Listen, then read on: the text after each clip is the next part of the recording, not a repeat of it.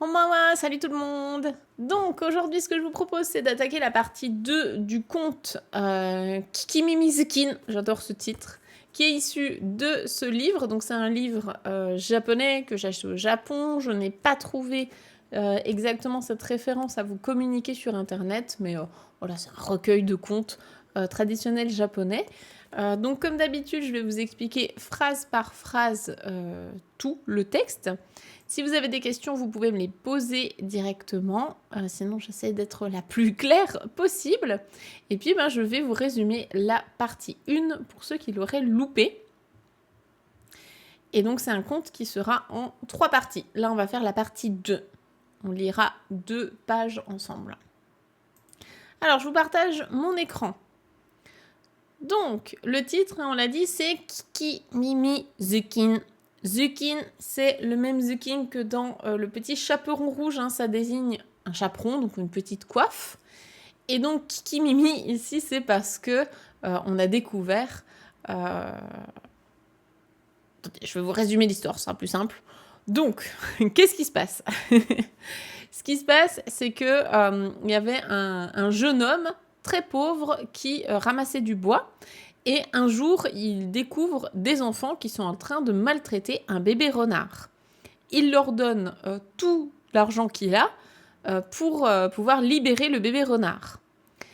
Le lendemain, on a papa ou maman renard qui arrive et qui dit « Merci beaucoup d'avoir pris soin de mon enfant hier. Pour vous remercier, je vous offre ce chaperon rouge. » Donc c'est rigolo parce qu'il est rouge aussi, comme dans une autre histoire bien connue. Et ce qu'on a découvert par la suite, c'est que quand il met ce chaperon rouge sur sa tête, eh bien, il entend des voix qu'il n'entendait pas d'habitude, à savoir celles des animaux. Donc il a entendu parler ces 2 oiseaux qui racontaient plein de trucs, et il s'est rendu compte que, effectivement, en regardant tout autour de lui, il n'y avait pas d'autres humains, donc c'était bien ces oiseaux-là qui discutaient. Voilà où on en était. Et il s'est dit, donc à la fin de la 2e page, il se disait « Wow, j'ai vraiment reçu un truc trop cool, quoi. » Effectivement, c'est stylé, je rêverais d'avoir ce pouvoir de comprendre les animaux qui parlent. C'est vraiment... je pense que s'il y avait un pouvoir, si je pouvais choisir un pouvoir de super-héros, je prendrais celui de communiquer avec les animaux, c'est certain. Donc on s'était arrêté là, et puis ce que je vous propose, c'est qu'on lise ensemble les pages 3 et 4, donc sur les 6 pages au total. Si vous êtes prêts, on est parti. On va donc attaquer cette nouvelle page. Je vous laisse déjà regarder un petit peu l'image. Ça pourra vous donner un petit indice. Et puis, si vous êtes prêts, hop, on va... je vais regarder, est-ce que vous voyez tout? C'est un tout petit peu coupé sur la gauche. Je vais juste voir si je peux modifier ma capture d'écran. Parce que il y a vraiment le tout petit côté à gauche là qui est coupé. J'ai l'impression, non? Ah non, c'est bon. Non, vous le voyez, ok. C'est tout bon. Eh bien écoutez, on va pouvoir le lire ensemble. Donc comme d'habitude, on part de en haut à droite et on va descendre. Donc la première phrase, elle fait les 3 premières colonnes, elle va jusqu'ici. Et puis écoutez, on va lire ça ensemble. Donc il y a quasiment que des hiragana. On a un kanji. On va pouvoir réviser les chiffres. On a un seul kanji et on a des petits katakana aussi, mais globalement ce sont des hiragana, donc c'est vraiment adapté aux grands débutants. Si vous révisez vos kana, tant mieux, c'est un bon exercice. Et si vous êtes déjà plus avancé, vous allez pouvoir repérer peut-être du vocabulaire ou de la grammaire. Alors, essayez de le lire à voix haute avec moi. Wakamono ga hoku hoku kaete kuru to karasu ga. Là, comment on le prononce? C'est un kanji. C'est la même prononciation que quasiment la même chose en katakana. C'est le kanji du chiffre 2. Donc, on révise les chiffres ensemble. 1, c'est ichi, 2, c'est ni, exactement. Donc, karasu ga ni wa yane ni tomatte. Ka. Donc, je vous rappelle, ça, ce sont des allongements. L'allongement en katakana, c'est un trait. Et là, quand on est à la verticale, l'allongement, il suit le sens de lecture. Donc, ka, itte imashita. Est-ce qu'il y a du vocabulaire que vous avez déjà reconnu? C'est pas des mots très faciles. Il y a quelques mots de niveau plutôt N4. Et après, il y a d'autres mots qui sont plus avancés. Déjà, première vue, est-ce qu'il y a quelque chose que vous reconnaissez? Je le relis un tout petit peu plus vite. Wakamono ga hoku hoku kaette kuru to karasu ga ni wa yane ni tomatte ka itte imashita. Alors effectivement, si on reprend les choses dans l'ordre, on a bien wakamono qui est donc le sujet de la phrase. Wakamono, on l'avait vu dans la première partie, hein, c'est une jeune personne. Donc ici, c'est le jeune homme, c'est le personnage principal. Vous avez reconnu effectivement donc ni pour le chiffre 2 et il y avait un compteur derrière. Le compteur, c'est celui des wa. Le compteur des wa, c'est le compteur des oiseaux. Et accessoirement des lapins aussi, mais principalement des oiseaux. Ici, en tout cas, on est en train de compter des oiseaux. Et juste devant niwa, on avait le nom d'un oiseau. Le nom d'un oiseau qui est karasu. Et karasu, ouais, vous l'avez reconnu, karasu, c'est le corbeau, exactement. Donc, karasu ga niwa. Il y avait deux unités, deux individus, corbeaux. Vous avez reconnu, sur le toit, effectivement. Donc, où est-ce qu'on a vu qu'ils étaient sur le toit? C'est parce qu'ici, on a yane. Yane, c'est le toit, donc le toit d'une maison. C'est ça. Alors pourquoi ça pouvait pas être niwa? Non, mais c'est une bonne remarque. Et il n'y a aucun souci, justement, à faire des erreurs. On est là pour apprendre. On s'est tous fait avoir au moins une fois dans notre vie avec niwa en pensant que c'était le jardin. Pourquoi ici ça pouvait pas être niwa? Tout simplement parce que déjà on avait le kanji. On avait le kanji du chiffre 2. Donc ce kanji-là ne fait pas partie du mot jardin qui se prononce niwa. Par contre, si ça avait été écrit tout en hiragana, on aurait pu se faire avoir à première vue en se disant « Ah, niwa, ok, c'est le jardin, donc ça va parler de jardin. » Non. Ici, c'était pas possible parce que d'emblée, il y avait le kanji. Et sinon, après, on aurait décortiqué la phrase et on aurait vu que « karasu ga niwa », on a « karasu » suivi d'un « ga » et derrière, c'était probablement effectivement le compteur des oiseaux. Mais à première vue, comme ça, on aurait pu se faire avoir. Ensuite, vous avez repéré effectivement le verbe kaete, donc c'est kaeru à la forme en T pour rentrer chez soi, ouais. C'est déjà pas mal, c'est vraiment là au moins où je voulais vous emmener au minimum, mais je pense qu'il y a d'autres verbes que vous pouvez comprendre également. Alors si on reprend, on a donc wakamono qui est le sujet de la phrase avec la particule ga pour le sujet ici. Wakamono ga, donc le jeune homme, hoku hoku kaete kuru to. Alors le hoku hoku ici, c'est un adverbe, on s'en fiche un petit peu, c'est une onomatopée adverbe. On pourrait ne pas la voir, ce serait juste kaete kuru to. C'est ça le plus important, ce sont les verbes. Donc kaete, vous l'avez vu, c'est rentrer chez soi. Kuru, c'est venir. Donc en gros, il est sur le chemin du retour. Il vient de récupérer son petit bonnet là. Il entend les oiseaux et tout, il est trop content. Donc sur le chemin du retour, en rentrant chez lui. Et hoku hoku, ça signifie tout simplement qu'il est tout content en fait. Ça exprime la joie. C'est le fait d'être tout content, d'être réjoui. En gros, il rentre chez lui tout content, quoi. Parce qu'effectivement, il a eu un super cadeau. Très clairement. Donc en rentrant chez lui, en étant tout content, karasu ga niwa, donc il y a deux individus corbeaux qui yane ni tomatte, donc ils étaient, alors tomaru effectivement c'est s'arrêter, en gros ils étaient posés sur un toit quoi, ils n'étaient pas en train de voler, ils étaient juste là, posés à l'arrêt sur un toit. Donc il y avait deux corbeaux qui étaient arrêtés sur un toit, et ka Ça, c'est le cri du corbeau, hein, tout simplement. Donc, c'est le onomatopée croix du corbeau. Itteimashita. Donc, ils étaient en train de dire, hein, iu, iimasu. Ils étaient en train de dire ka, ka.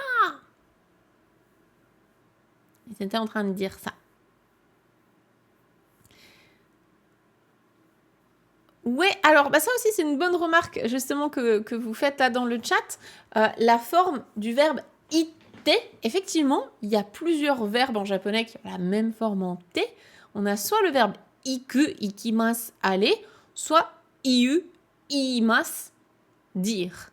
Les deux ils ont la même forme en te. Quand on n'a pas le kanji, on est obligé de deviner c'est lequel des deux. Et vu le contexte, comme on nous dit, ils étaient arrêtés sur un toit et ka, ka. On sent que c'est l'onomatopée, le cri.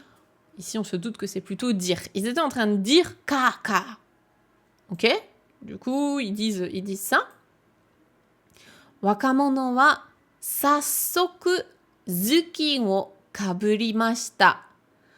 Alors là, clairement, les N4, c'est pour vous. Même peut-être une fin de N5, je pense que vous pouvez deviner ce que veut dire cette phrase. Wakamono wa sassoku zukin wo kaburimashita.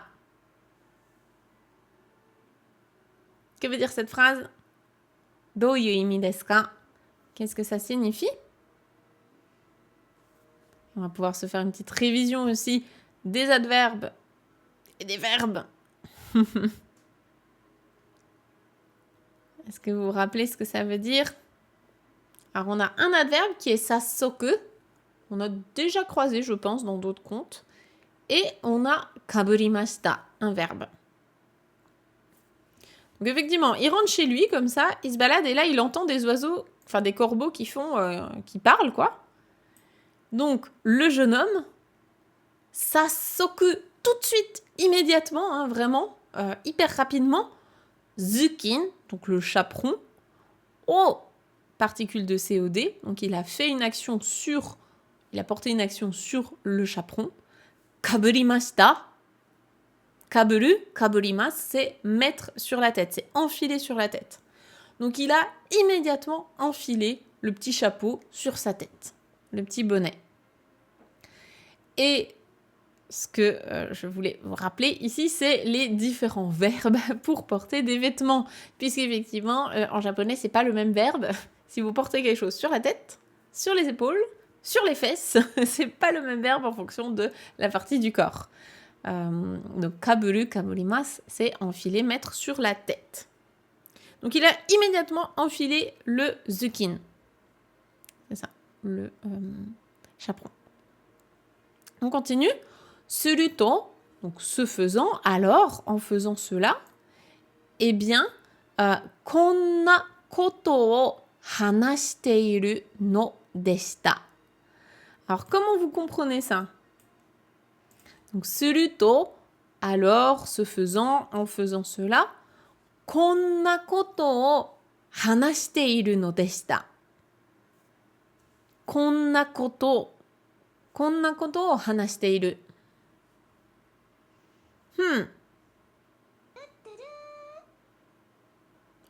À votre avis, que signifie cette phrase? Est-ce que peut-être les N4, les senpai no minasan, kore wa douyu imi desu ka? Qu'est-ce que ça signifie cette phrase à votre avis?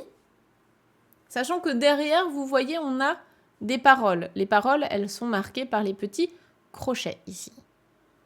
C'est l'équivalent des guillemets. Alors, c'est la forme en no deshita. Si la forme en no deshita, elle vous embête, vous faites comme si elle n'était pas là. Il n'y a pas de souci. Vous faites comme si elle n'existait pas. Ce que je veux, c'est déjà konna koto o hanasu. Konna koto o hanashiteiru. Il parle là de ce genre de choses.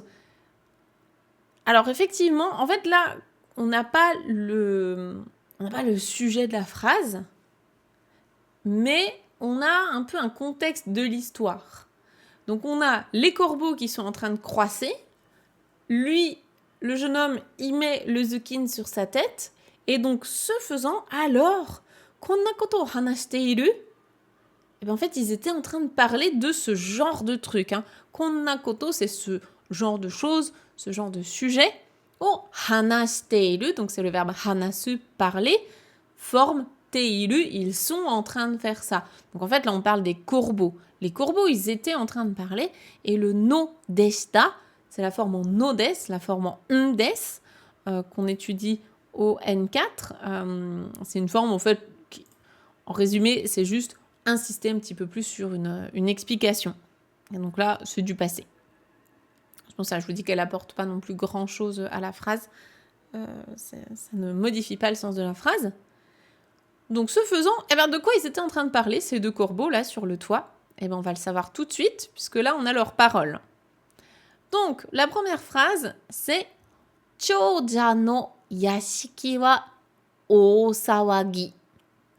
Et là, vous voyez qu'on a une astérisque, ça c'est les astérisques japonaises, qui nous renvoient tout à gauche à une petite explication.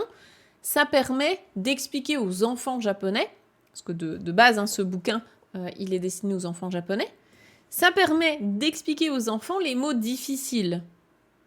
Puisqu'effectivement, chōja, c'est un mot qui est difficile, qu'on n'utilise pas tous les jours, donc vous n'avez pas du tout besoin de retenir. Et donc, on va avoir l'explication ici. Alors, avant d'expliquer cette phrase, je vois qu'il y avait une question dans le chat. Konna koto, ça veut dire quoi? Konna, c'est ce genre de, et koto, c'est une chose, un fait, un événement. Donc, konna koto, ce genre de truc. Ils étaient en train de se raconter ce genre de truc. Ouvrez, ouvrez les guillemets, ils se racontaient ça. Donc, il y a un des deux corbeaux qui dit Chōja no yashiki wa osawagi. Chōja, déjà il faut qu'on comprenne ce que ça veut dire chōja. Donc je vous ai dit, c'est un mot qui est pas courant, vous n'avez pas du tout besoin de le retenir. Même les enfants au japonais, ils ne savent pas forcément ce que ça veut dire. Hein. Donc chōja, ici on a la définition. Alors peut-être que c'est petit chez vous, je vais vous le lire. Ogane mochi no furui iikata. Donc c'est le premier kanji, c'est le kanji de grand, et le deuxième kanji, c'est l'argent. Donc ogane, vraiment grand argent, beaucoup d'argent, mochi, le possesseur. Donc quelqu'un qui possède beaucoup d'argent. Okanemochi, juste avec le o honorifique de l'argent. Hein. Okanemochi ou bien kanemochi, c'est quelqu'un de riche, quelqu'un qui a de l'argent. Et là, c'est vraiment ganemochi, c'est vraiment quelqu'un qui a beaucoup d'argent. No furui iikata. Furui, vieux, ancien. Iikata, manière de dire. Donc c'est une ancienne manière de dire quelqu'un qui est très très riche.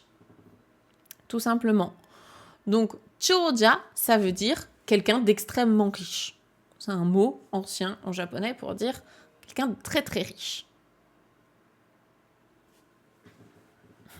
Je possède de la thune, c'est ça. Je possède des thunes, ouais. Exactement. Kanto et mono, les différences, je pense que j'ai fait une vidéo YouTube là-dessus. En tout cas, je l'ai déjà expliqué quelque part, c'est certain.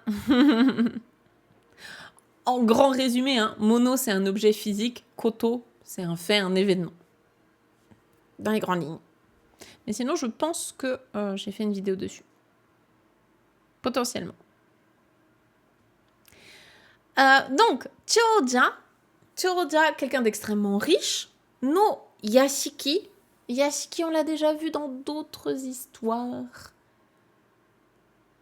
On l'a déjà vu dans d'autres histoires. Est-ce que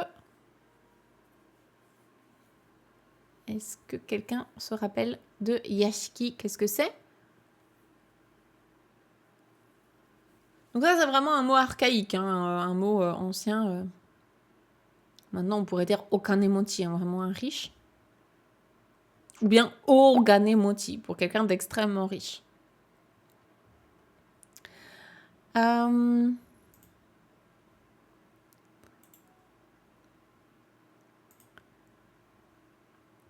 Donc, yashiki, qu'est-ce que c'est? Ouais, yashiki, c'est ça, une demeure, un manoir. Effectivement, c'est une belle maison, quoi, genre une villa, tout ça. Un manoir, on peut dire. Yashiki wa osawagi. Donc là, on a encore une fois le kanji de grand. Et sawagi, c'est un désordre, un vacarme. Donc osawagi, c'est vraiment, il y a un branle-bas de combat, quoi. Il se passe des trucs. Il y a vraiment un grand... on peut imaginer que c'est un peu la panique, quoi. Il se passe plein de trucs. Donc dans un tapage, ouais, c'est ça. Ouais, c'est ça, yurei yashiki, ou bien obake yashiki. On entend souvent avec obake. Justement, ce matin, tout à l'heure, j'ai tourné la vidéo de la différence entre yurei, obake, etc. Ça sortira sur YouTube d'ici quelques temps. Mais exactement, yashiki, c'est ça, la maison, le manoir. Donc, en gros, chez le gars super riche, il se passe des trucs, quoi. Il y a vraiment... c'est un peu la folie. Le deuxième corbeau, il répond « Oh, nanika atta no ka ne? Nanika atta no ka ne? Nanika atta ». Vous pouvez juste vous concentrer là-dessus parce que le reste, c'est des petites subtilités de grammaire. Là, il y a deux mots. Les deux mots à comprendre, c'est « nanika atta ». Nanika atta. Nanika, ça on le voit dans la formation GLPT5, objectif Japon, c'est du niveau GLPT5. Et atta, c'est pareil, on le voit aussi au N5. Mais ici, c'est donc la forme familière d'un verbe que vous connaissez bien. Donc nanika, quelque chose, effectivement, ça veut dire quelque chose.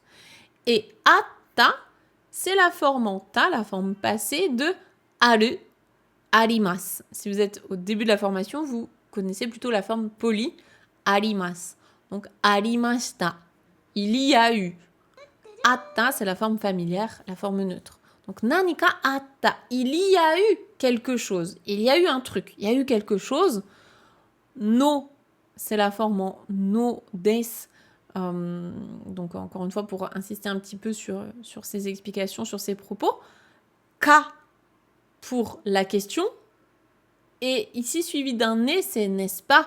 Donc, c'est un peu une question rhétorique. L'autre corbeau, il dit « Ah, bah, il y a dû y avoir un truc, hein, n'est-ce pas? Ouais.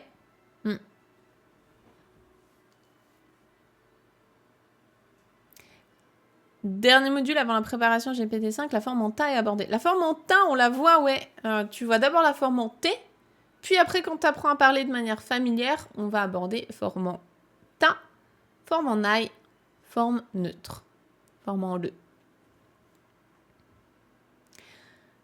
Donc ici, ce qui est intéressant de retenir, c'est nanika pour dire quelque chose et atta, c'est la forme neutre de arimashita. Donc nanika atta, il y a eu quelque chose. L'autre corbeau, il reprend et vous voyez les paroles du corbeau, c'est de ici, ta ta ta ta ta ta ta, jusque là. Donc il va dire plein de trucs. On va lire la première phrase. La première phrase, c'est Hitori musume ga totsuzen yamai ni natte ne. Hitori musume ga totsuzen yamai ni natte ne. Donc, le début, normalement, vous pouvez comprendre. La suite, il y a des mots un tout petit peu plus compliqués, mais à la place de yamai, vous pouvez remplacer ça par byoki. Avec byoki, ce serait du vocabulaire plus débutant, ce serait plus facile à comprendre. Donc, hitori musume ga totsuzen byoki ni natte ne. Si je vous dis ça, vous comprenez quoi?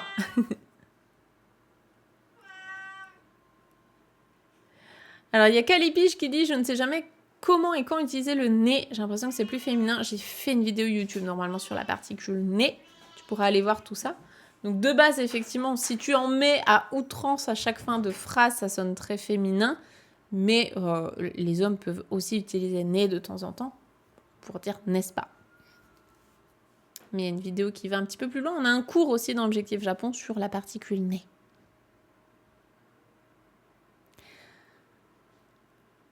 Alors, ouais, c'est ça, effectivement. Une fille, donc hitori, ça, le premier mot, déjà, on en a besoin au niveau débutant, hein, c'est un mot vraiment important, c'est le compteur des personnes. Et hitori, vous voyez, le kanji, c'est 1 plus personne. Donc une personne. Hitori, ça veut dire une personne. C'est le compteur du nombre de personnes. Donc il y a une musume, une fille du coup du très riche là. Une fille, ga, donc particule de sujet ici. Totsuzen, soudainement, tout d'un coup, soudain. Yamai, donc là je vous ai dit en synonyme, vous pouvez mettre byoki, puisque yamai c'est la maladie aussi, c'est une manière de dire ça. Donc malade, maladie, ni natte. Ça c'est le verbe naru, narimas, devenir. Il y a également un cours dédié à narimas dans Objectif Japon. Donc une fille, une de ses filles, aux riches, une de ses filles, elle est soudainement tombée malade. Elle est soudainement devenue malade. Et donc, né à la fin, elle est devenue malade, waouh. C'est ça. Donc, on a le contexte de pourquoi il y a vraiment un peu une panique chez la personne riche, parce qu'il y a une fille qui est tombée malade. Et donc, on continue avec cette petite phrase assez courte. Isha mo majinai mo kikan. Le premier mot, vous le connaissez normalement. Isha, un mot hyper important. L'un des métiers vraiment basiques, courants, qui peut... je vous souhaite pas que ce soit nécessaire pour un voyage, mais ça peut. Donc, Isha, qu'est-ce que c'est? Le médecin, ouais, exactement. Donc, Isha, mot, particule mot pour dire aussi. Donc, le médecin, aussi, majinai, mot aussi. Donc, majinai, c'est tout ce qui est un peu la magie, les incantations, tout ça. Donc, peut-être qu'ils ont fait appel à quelqu'un, faire des incantations ou autre. Et kikan, ici, en fait, c'est la forme raccourcie, parce que là, c'est les corbeaux qui parlent, donc ils se parlent de manière familière entre eux. Kikan, c'est kikanai. Et kikanai, ici, c'est un verbe qui se prononce... c'est un verbe, sa forme dictionnaire, c'est kiku. C'est pas le kiku de écouter, c'est un autre kiku. En fonction du kanji, ça peut être autre chose. Et ici, c'est dans le sens être efficace. Donc, kikanai, c'est pas efficace. Que ce soit le médecin ou bien les incantations, ça n'est pas efficace. Effectivement, ça ne fait pas effet. Ça n'a pas agi. Ça ne sert à rien, quoi. Donc, ils ont essayé ça, ça n'a pas marché. Donc ici, vous retenez juste Isha pour le médecin, éventuellement la particule mot pour dire aussi. Le reste, vous n'en avez pas forcément besoin tout de suite, pour les grands débutants. Non, majinai. Majinai, c'est le mot entier, ouais, l'incantation. Ouais, kiku. Alors, kiku avec le kanji de l'oreille entre les deux portes, c'est soit écouter, soit demander. Il veut dire les deux choses. Et là, ce kiku-là, je vous le mets dans le chat, c'est celui-là. Kanji de faire effet. D'agir sur quelque chose. Pardon, est-ce que c'est bien celui-là? Que je dise pas de bêtises?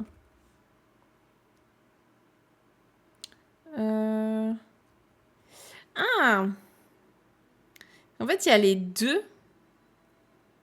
Bah maintenant, tu me mets un doute, Christine. C'est vrai qu'il y a les deux. En fait, les deux kanji,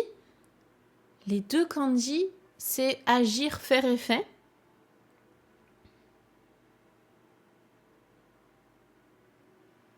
Les deux... C'est vrai qu'en termes de médicaments, mais il y a aussi... Il y a les deux, en fait, en fonction des phrases exemples. Alors ça, ce serait intéressant de creuser, justement, peut-être la différence entre ces deux kanji. Là, ça demanderait des recherches, mais... Les deux signifient fonctionner, être efficace. Tu vas pas le premier dans la liste de tous les kanji de ton diko? Tous les kiku? Ah ouais? Bah chez moi il ressort tout de suite. Ok, bah voilà. Après en général c'est, on le voit aussi beaucoup en hiragana. Mais du coup ce serait intéressant de voir la différence entre les deux kiku. Mais là, ça mériterait une question de classe en ligne pour que je puisse aller creuser tout ça.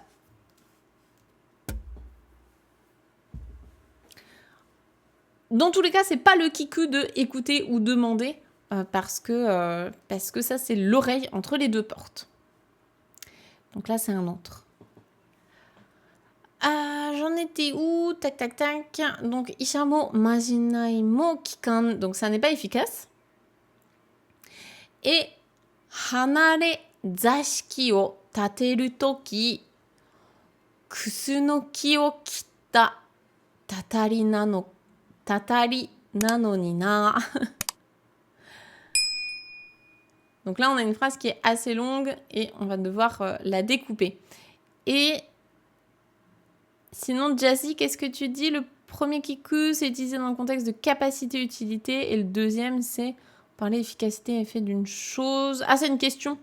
Potentiellement, mais encore une fois, il faudrait me laisser le temps de chercher et d'aller lire des définitions directement en japonais avec la masse de phrases exemples. C'est pour ça que il vaut mieux me poser ça pendant les classes en ligne qu'on fait chaque mois dans les formations. Alors, je continue pour qu'on puisse avancer tout de même dans notre lecture. De toute façon, dans tous les cas, ici, ça n'a pas une grande importance pour la compréhension.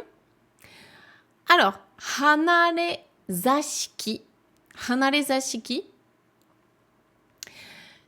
Ici, là pour le coup, c'est vraiment dommage qu'on n'ait pas les kanji parce que ça aide quand même bien à comprendre. Hanare zashiki. On a donc hanareru, être séparé, s'éloigner dans ce sens-là. Et hanare zashiki, en fait, c'est une... Il y a la maison principale et on va construire, pas forcément une dépendance, mais en tout cas une pièce ou quelque chose à côté. Donc c'est une pièce construite mais séparée de la maison principale. Donc hanare zashiki o tateru toki. Tateru, c'est construire un bâtiment, bâtir quelque chose. Donc tateru. Et toki, c'est la forme en toki lorsqu'on fait quelque chose. Donc, lorsqu'ils ont construit ce hanare zashiki, je ne sais pas trop comment le traduire en français, cette pièce à part, quoi. On peut parler d'une mini-dépendance, peut-être. Lorsqu'ils ont construit cette petite dépendance, eh bien, kusunoki o kita. Kusunoki, là c'est pareil, on aurait le kanji, ça aiderait. Ki, vous connaissez ce mot, hein, c'est l'arbre. Et kusunoki, que je dise pas de bêtises en français, c'est le camphrier. C'est un arbre, le camphrier. Donc, à moins que vous soyez passionné des arbres, vous n'avez pas forcément besoin de ce mot de vocabulaire. Hein. Kusunoki, c'est donc un camphrier. O kita. Kita. Ça, je vous laisse deviner c'est quoi ce verbe.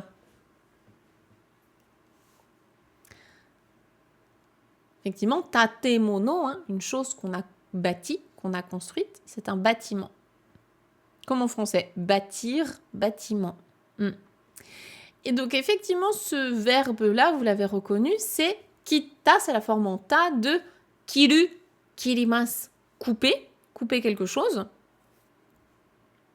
Donc, ils ont coupé un arbre, hein, le camphrier. Ici, on voit bien la particule wo, la particule de COD. Donc, ils ont coupé le camphrier. Et tatari, c'est une malédiction. Tatari, nanoni na. Donc là, ce qu'explique le corbeau, hein, c'est que donc il y a une fille qui est tombée malade tout d'un coup. Que ce soit les médecins ou bien tout ce qui est incantation, ça n'a pas fait effet. Et c'est probablement, n'est-ce pas, hein, parce que c'est une malédiction du fait qu'ils ont coupé l'arbre, le camphrier, lorsqu'ils ont construit leur dépendance, quoi, leur nouvelle pièce. Donc là, le corbeau, c'est ce qu'il explique. Il y a un corbeau qui explique ça à l'autre. Et donc lui, il a entendu cette conversation entre les deux corbeaux. Et la dernière phrase pour cette page, c'est « Sore o kiita wakamono wa sassoku chōja no yashiki ni dekakete ikimashita ». Sore o kiita, alors justement là, cette fois, c'est le verbe kiku, kikimasu, écouter. Donc là, on aurait bien le kanji de l'oreille entre les deux portes. Sore o kiita, sore, kore, sore, are, hein, sore, ce truc-là. Et dans une histoire comme ça, dans les contes, sore, ça permet de faire référence à ce dont on a parlé juste avant. Donc sore, ça, ce truc-là, ces paroles-là, o kiita, en ayant entendu ça, wakamono, donc le jeune garçon en ayant entendu ça, la jeune personne, enfin le personnage principal, quoi. Donc le perso principal en ayant entendu ça, sassoku, donc tout de suite, hein, immédiatement, c'est le même sassoku qu'on avait vu plus tôt, immédiatement, chōja no yashiki ni, dans le manoir de la personne riche, ni dekakete ikimashita, il est parti, il est allé, il est parti, quoi. Donc dekakeru, c'est faire une sortie, ikimashita, il y est allé, il est parti faire une sortie, en gros, il s'est rendu au manoir du riche. Il a décampé ça, c'est ça. Donc wakamono, hein, c'est une jeune personne. C'est comme notre personnage principal, il n'a pas de prénom, on ne connaît pas son nom, il s'appelle wakamono. C'est le jeune, quoi. La fin de la phrase, là, avec le corbeau, c'est... en gros, c'est... Le na, à la fin, c'est un peu comme le nez. Peut-être d'ailleurs, on peut extrapoler que potentiellement, il y a un corbeau, c'est une femelle, l'autre, c'est un mâle. Peut-être avec le nez et le na, mais c'est pas forcément sûr. Donc, c'est sa manière de terminer la phrase, hein, pour expliquer « Ah, c'est probablement ça. Probablement que c'était une malédiction du fait qu'ils aient coupé l'arbre, le camphrier, tout ça, quoi.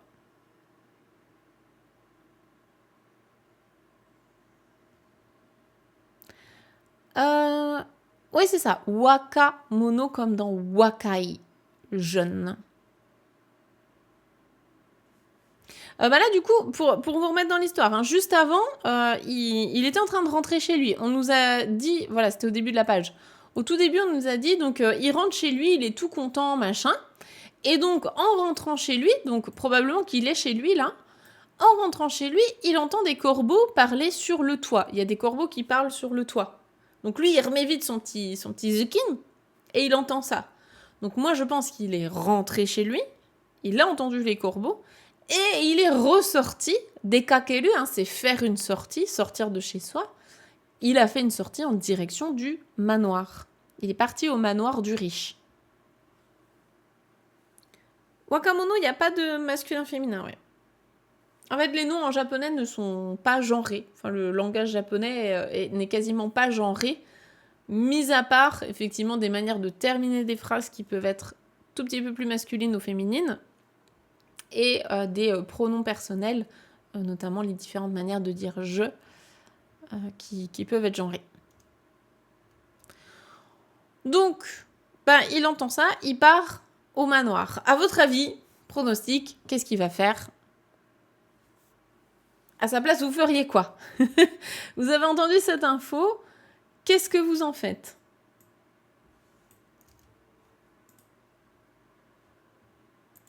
Qu'est-ce que vous faites de cette info ? Vous avez entendu donc qu'il y a une fille qui est tombée malade, le médecin il n'a rien su faire, les incantations non plus, et c'est probablement une malédiction due au fait qu'ils ont coupé le camphrier pour construire une petite dépendance. Je n'y vais pas. Bon, lui, il y va en tout cas.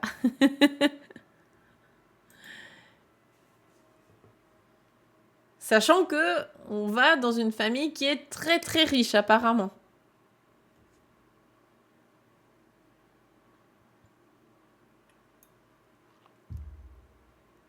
Ce n'est pas anodin comme information.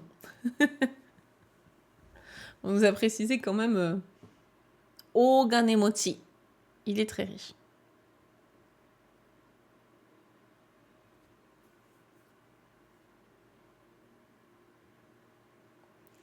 Eh bien écoutez, on va regarder ensemble ce que le personnage va faire.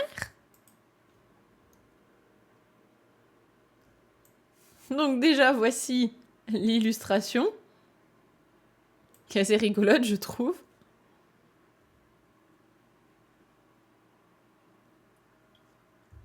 Je vous rappelle également que notre personnage principal, il est très pauvre. Hein, on l'avait vu au tout début de l'histoire.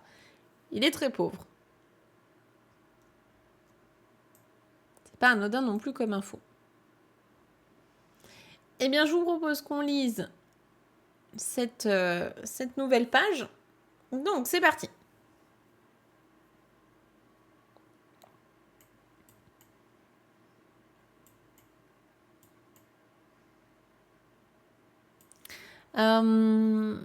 Je regarde juste, là, on a des paroles.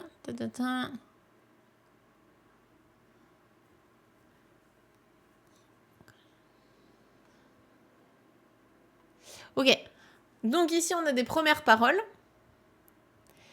Et c'est, a priori, c'est le jeune homme qui parle. C'est lui, il est en train de parler. Oui, donc, qu'est-ce qu'il dit? On va lire ensemble ces paroles. Eh! Ou bien,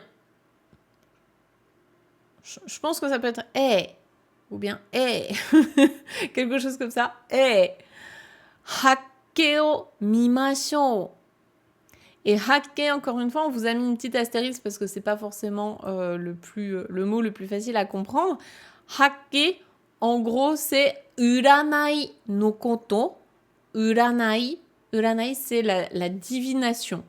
Uranai no koto, donc c'est quelque chose qui est en lien avec la divination.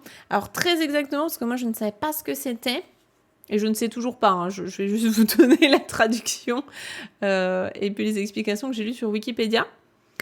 Hakke, alors je ne sais même pas comment ça se prononce en français, Bagua ou Pakua.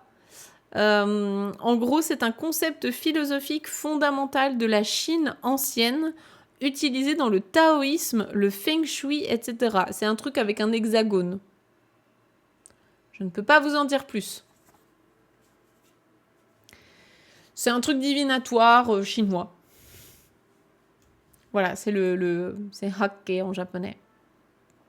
C'est vraiment pas un mot à retenir, quoi. Bon, en tout cas, il veut faire de la divination. En gros, il fait de la divination, quoi. Donc, hakke o mimashou, donc regardons le hakke. Hein, c'est vraiment un terme très très spécifique pour le coup, on s'en fiche un peu. Donc, en gros, il lui dit, ouais, regardons la divination, quoi. Faisons de la divination.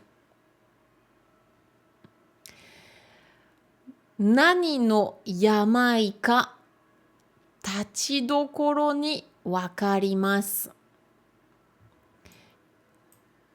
Donc là, lui, il lui dit, bah, on va faire de la divination. Et effectivement, il y a Jadoun qui a repéré, mais moi aussi, je les avais repérés là en zoomant. Et les petits renards, ils sont là, ils surveillent. C'est trop mignon.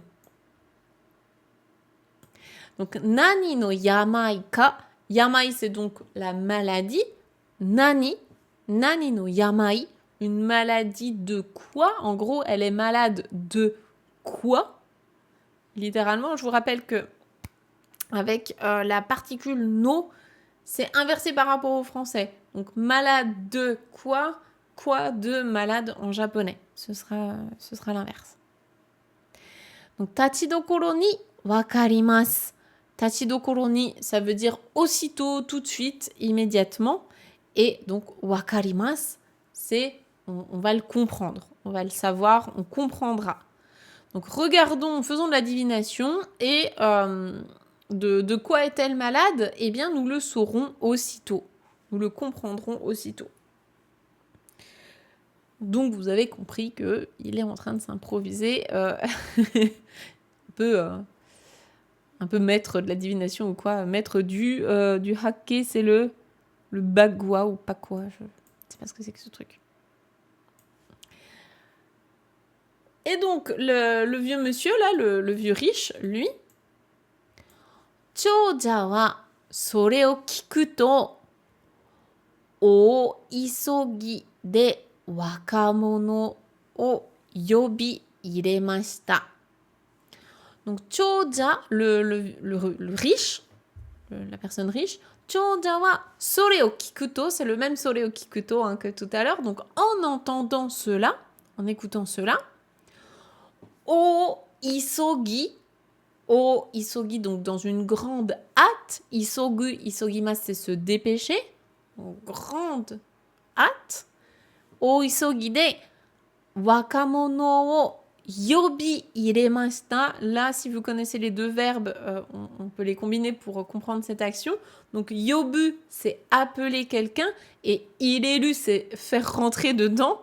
Donc, yobi iremashita, en gros... probablement que là, il était à la porte et il lui a dit ça. Il lui a dit donc, oui, en faisant de la divination, je pourrais comprendre de quoi elle est malade. Et donc, lui, il a entendu ça, il s'est dit, ok, vas-y, je te fais rentrer dans la maison, quoi. Donc, il s'est dépêché de faire rentrer, de l'appeler pour le faire rentrer, quoi, de l'inviter. L'inviter à rentrer. Là, on a le vieux monsieur qui dit « Douka, musume o tasukete kudasare » Donc, « Douka, je vous en prie, s'il vous plaît, je vous en prie. »« Musume o tasukete kudasare » Donc, « tasukete kudasare » Musume o tasukeru, sauver, secourir ma fille. Donc, « tasukete kudasare » c'est, ici, c'est un ordre poli, mais en gros, vraiment, sauvez ma fille, je vous en prie. Secourez-la. Naotara, je vais prendre sa voix de petit papy. Naotara, omae-san o muko ni shiyou. Donc, naotara, ici, c'est du conditionnel. Le conditionnel en tara, pour dire si vous la, donc nao, c'est ici pour réparer, non, guérir plutôt pour un humain. Si vous la guérissez, soit si, soit après l'avoir guérie, ou bien si vous la guérissez, omae-san, ça c'est rigolo, omae, c'est toi, tu, mais c'est assez condescendant. Avec le san honorifique, ça va, ça remonte en politesse. Donc, omae-san, parce que du coup, on n'a toujours pas le prénom du personnage principal. Donc, toi, tu, vous, jeune homme. O muko ni shiyou. Muko, ici, c'est dans le sens le gendre. Muko ni suru, faire de vous mon gendre, en fait. Shiyou, donc, faisons ça. Je ferai de vous mon gendre, mon beau-fils. Donc, je ferai de toi. Si tu l'as guéri, je ferai de toi mon gendre. Là, on a le jeune homme qui parle. Et qu'est-ce qu'il dit ? Vous me dites, si jamais il y avait des questions, peut-être que je suis allée vite sur quelque chose. Je pourrais repasser après, on pourra refaire un état des lieux du vocabulaire vraiment à cibler en tant que débutant. Parce que là, il y a un petit peu de tout. Il y a des choses pas très utiles dans la vie de tous les jours. Et il y a d'autres choses, par contre, des mots qui sont vraiment très, très importants. Donc, le jeune homme, qu'est-ce qu'il dit ?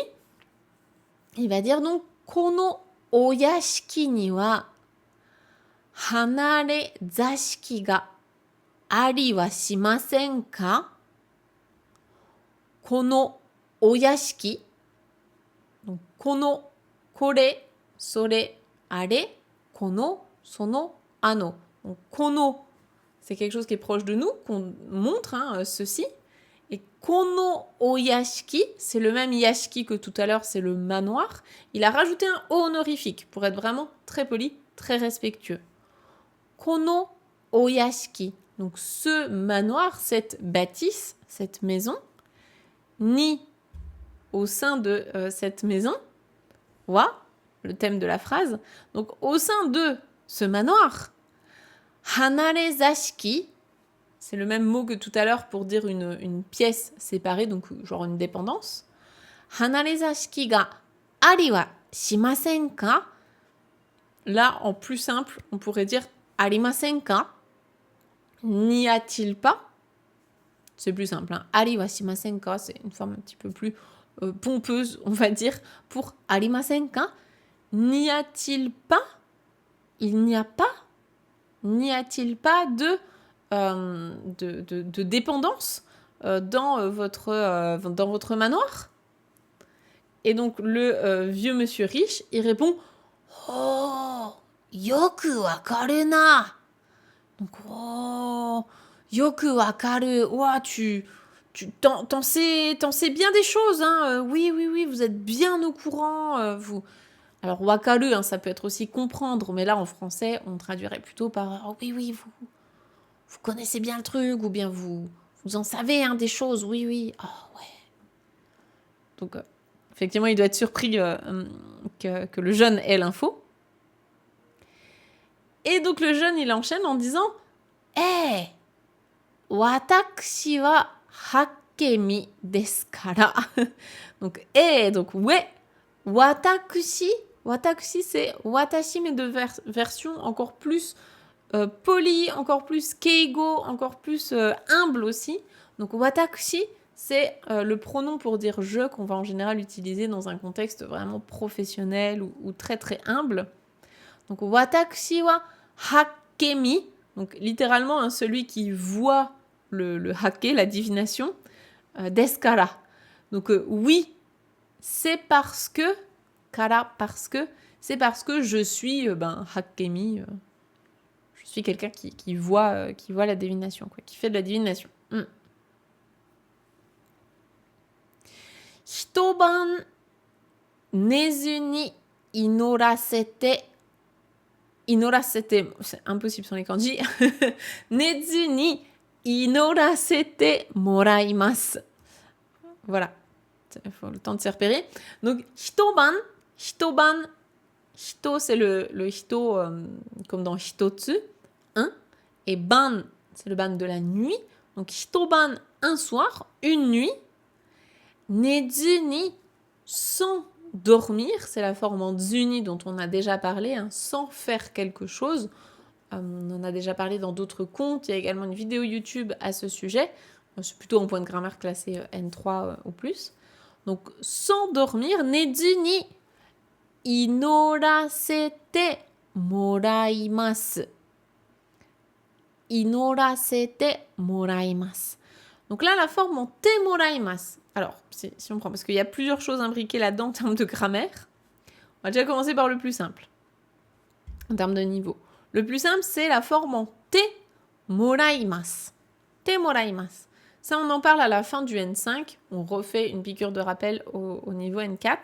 La forme en te moraimasu, c'est recevoir quelque chose. Je suis reconnaissant de recevoir une certaine action, un certain verbe, un certain truc pour moi. Et devant ça, ici, il a le verbe inoru, inorimasu, prier. Et ici, accrochez-vous bien, il est à la forme causative. Donc le causatif, là, il y a un cours dédié à ça dans la formation GPT-4. Donc là, c'est laissez-moi, en fait, c'est laissez-moi prier chez vous, donc une nuit, laissez-moi prier sans dormir. Donc en gros, il précise, je ne vais pas dormir, je vais prier, laissez-moi faire, s'il vous plaît. Donc laissez-moi prier sans dormir pendant une nuit. Et donc le monsieur riche, il lui répond « So shite kudasai ». Donc oui, faites donc cela. Faites cela s'il vous plaît. Tanomimasu yo. Donc tanomimasu, tanome. Je vous le demande, s'il vous plaît. Yo, j'insiste sur mes propos. Je vous le demande, je vous en supplie, s'il vous plaît. Et je regarde s'il y avait d'autres choses. La forme en naotara. Ah, Je vais revenir dessus. Bah, je reviens dessus après. Ok, je vois qu'il y a des questions. Je vais réexpliquer un petit peu tout ça après. On termine la phrase, comme ça on aura fait la page. Donc la dernière phrase ici, c'est Wakamono wa kitsune no zuki wo kabutte suwatte imashita. Donc le jeune, qu'est-ce qu'il a fait? Kitsune no zukin, donc le chaperon du renard. Oh, kabutte, il l'a mis sur sa tête. Et suwatte imashita, suwaru, suwarimasu, il s'est assis. Donc il s'est assis quelque part. Il a mis le chaperon sur sa tête et il s'est assis. Il a donc convaincu le monsieur de le laisser toute la nuit chez lui. Et donc je reviens maintenant sur les questions. Donc je n'ai pas bien compris la forme en naotara. Donc ici on avait le verbe, voilà ici, pour soigner, guérir quelqu'un et, enfin plutôt, alors ici justement il y a le dido, citado aussi. Donc nao su, effectivement c'est soigner quelqu'un, c'est moi qui soigne. Et nao lu, c'est la personne qui guérit. Donc, dido, citado aussi, c'est... Le mot m'échappe en français. Dido, citado aussi, c'est... Je vais arriver. Intransitif, transitif, voilà. Des fois, il ressort pas celui-là. Je l'ai en japonais, mais je l'ai pas en français. Donc là, intransitif.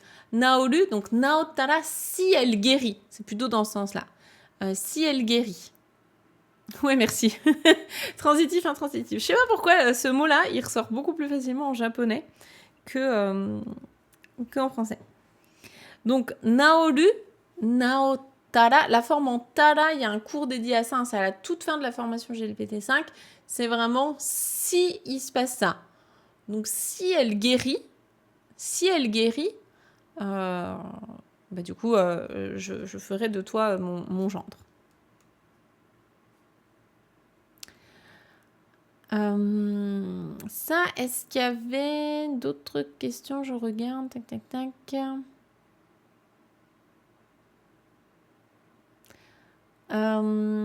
C'est ça, donc ouais, pour moraimasu, de base, c'est un verbe qui veut dire recevoir. Et donc, quand il est à la forme en te moraimasu, c'est être reconnaissant de quelque chose. Donc, ici, c'est laissez-moi faire. Hein. Je serais reconnaissant de me laisser faire ça. Voilà, je ne sais pas s'il y avait d'autres questions. Sinon, en termes de vocabulaire, on peut cibler le vocabulaire le plus important ici. Donc, au tout début, on avait nani, donc le mot interrogatif pour dire quoi. Ça, c'est hyper important. On avait également le verbe wakarimasu, wakaru, donc qui veut dire comprendre, savoir, connaître. Hein, en fonction des contextes, il peut se traduire de différentes manières. On avait donc sore. On a révisé tous ces kore, sore, are, kono, sono, ano. Donc là, c'est vraiment la base de la base en japonais.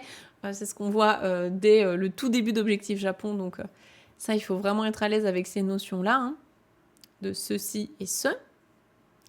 Kiku, ici dans le sens kikimasu, écouter. Donc en entendant ça, on avait donc à nouveau wakamono, hein, qui ressort plein de fois pour dire le jeune.